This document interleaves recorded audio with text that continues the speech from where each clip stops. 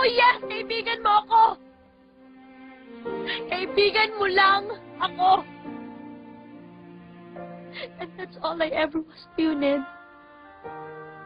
Your best friend. Takbuhan mo kung may problema ka. Tagasunod, tagabigay ng advice, taga-enroll, tagagawa ng assignment, tagapagpatawa sa'yo kapag nalulungkot ka.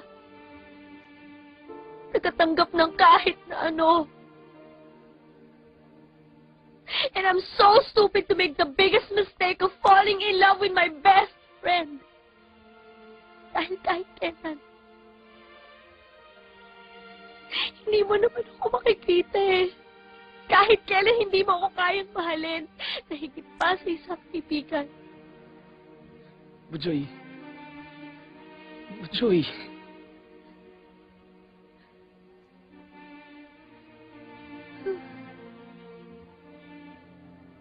Ngayong alam mo na. I think you can get out of my life.